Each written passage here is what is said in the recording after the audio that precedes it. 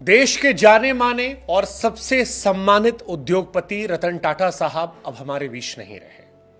1937 में जन्मे रतन टाटा 2024 में 86 साल की उम्र में मुंबई के ब्रीच कैंडी अस्पताल में अंतिम सांसें लेते हैं। रतन टाटा की मृत्यु पर सारा देश गमगीन है, हर किसी की आंखें नम है। रतन टाटा की लेगेसी ऐसी है कि पक्ष विपक्ष दोनों तरफ से उनके निधन पर शोक संदेशों का तांता लगा हुआ है। शायद ही देश में कोई दूसरा व्यक्ति होगा जिसे इतना सम्मान मिला होगा जितना सम्मान रतन टाटा साहब को मिला है।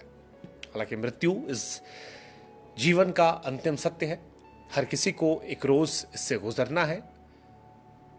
लेकिन रतन टाटा के ना रहने पर एक सवाल उठ रहा है कि कौन बनेगा टाटा का उत्तराधिकारी, किसके हाथ जा सकती है 3800 करोड़ के साम्राज्य की कमान।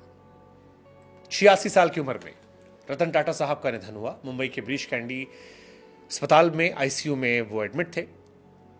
रतन टाटा केवल अपने कारोबार के लिए नहीं बल्कि अपने उस दान करने वाले दानवीर व्यक्ति के तौर पर भी जानने आते थे। उद्योगपति रतन टाटा की पहचान एक समाज सेवी की रही है। टाटा ग्रुप के साम्राज्य को दिन दुगना रात चौगुना करने में रतन नवल टाटा का बहुत बड़ा हाथ रहा है। उनकी लीडरशिप में टाटा सन्स ने नई ऊंचाइयों को छुआ, देश दुनिया में कारोबार तेजी से फैलाया। टाटा ट्रस्ट के जरिए देश को आगे बढ़ाने, गरीबों के जीवन स्तर को बेहतर बनाने के लिए रतन टाटा ने कई काम किए। टाटा को लाइमलाइट की दुनिया से दूर रहने, सादा जीवन, उच्च विचार वाली जिंदगी के लिए जाना जाता है। लेकिन अब जब सवाल उनके उत्तराधिकारी का हो रहा है, क्योंकि रतन टाटा की शादी तो हुई नहीं थी, इंडिया चाइना वॉर के चलते उनकी शादी रह गई थी, उनका कोई संतान नहीं है, उनके उत्तराधिकारी को लेकर चर्चाएं कई हैं। 3800 करोड़ के विशाल साम्राज्य को कौन संभालेगा, कौन टाटा एम्पायर की देखरेख करेगा, इस सवाल के कई जवाब है। टाटा ग्रुप में उत्तराधिकारी को लेकर पहले से योजनाएं बन रही हैं। एन चंद्रशेखरन ने टाटा सन्स के चेयरमैन पद पर 2017 से है। इसके अलावा टाटा ग्रुप की अलग अलग होल्डिंग कंपनियों में परिवार के दूसरे लोग भी हैं जो आगे आने वाले समय में अलग अलग जिम्मेदारियां निभा सकते हैं। कई नाम है, जैसे सबसे आगे नाम है नोएल टाटा का। टाटा ग्रुप के संभावित लीडर्स में सबसे मजबूत दावेदार नोएल टाटा है। रतन टाटा के पिता नवल टाटा की दूसरी शादी सिमोन से हुई थी और वो रतन टाटा के सौतेले भाई हैं। इस पारिवारिक संबंध के चलते नोएल टाटा टाटा ग्रुप की विरासत संभालने वाले नामों में सबसे आगे बताए जा रहे हैं। टाटा ग्रुप के वारिस माया, नेविल और ली टाटा भी हैं। नोएल टाटा के 3 बच्चे माया, नोवेल, ली टाटा, जो टाटा के संभावित वारिस हैं, उनका नाम भी सबसे आगे चल रहा है। माया टाटा का नाम सबसे आगे है।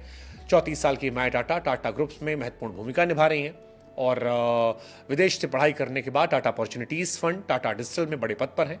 टाटा न्यू ऐप लॉन्च करने में उनका बड़ा रोल है। अपने विजन और बेहतर रणनीति के चलते वो एक प्रमुख दावेदार में है। नेविल टाटा बिजनेस लीडर हैं। 32 साल के नेविल टाटा फैमिली बिजनेस में काफी रुचि रखते हैं, ताल्लुक गहरा है।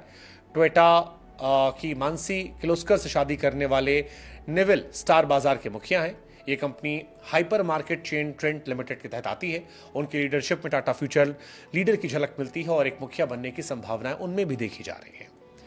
हॉस्पिटैलिटी सेक्टर को आगे बढ़ा रही हैं ली टाटा। 39 साल की ली टाटा तीनों भाई बहन में सबसे बड़ी हैं। टाटा ग्रुप के हॉस्पिटैलिटी सेक्टर की रीढ़ कहा सकता है। स्पेन के ही आई बिजनेस स्कूल में पढ़ी हैं और ताज होटल रिजॉर्ट, ताज पैलेस को एक्सपैंड करने में उनकी अहम भूमिका है। इंडियन होटल कंपनी के ऑपरेशन देख रही हैं। टाटा ग्रुप का कद हॉस्पिटैलिटी इंडस्ट्री में और मजबूत कर रही हैं। रतन टाटा का उत्तराधिकारी इन्हीं में से कोई हो सकता है। हालांकि रतन टाटा समाज सेवा काम के लिए जाने जाते थे। बिजनेस रणनीतियों को आकार देने में इन लोगों ने उनकी मदद की थी। नोएल टाटा और उनके बच्चों के नाम इस लिस्ट में सबसे आगे हैं। टाटा ग्रुप के फ्यूचर लीडर्स में इनोवेशन, इंटीग्रिटी और सामाजिक प्रभाव जैसी बड़ी जिम्मेदारियां निभानी है। टाटा साहब जिन्होंने जीवन भर शादी नहीं की, उनकी नेटवर्थ 3800 करोड़ रुपए है। अब सवाल यह है कि रतन टाटा के बाद इसकी जिम्मेदारी किसे मिलेगी। इन्हीं में से कोई नाम होगा जो शायद उस जिम्मेदारी को संभालेगा। लेकिन रतन टाटा साहब का जाना हम सब के लिए दुखद, गमगीन करने वाला विषय है, क्योंकि टाटा साहब कोई इंडस्ट्रियलिस्ट सिर्फ नहीं थे, एक बिजनेसमैन नहीं थे, एक आइकन थे, एक ऐसे व्यक्ति थे जिनका सम्मान हर कोई करता है। और अब जब ये लेजेंड नहीं है तो फिर सारा देश गमगीन है। एक ऐसा इंसान हिंदुस्तान से गया जिसने हिंदुस्तान के बिजनेस को ग्लोबल स्टेज पे पहुंचाया। बिजनेस किया लेकिन समाज सेवा की, दान दिया, और शायद यही वजह है कि आज सारी दुनिया उनका सम्मान कर रही है।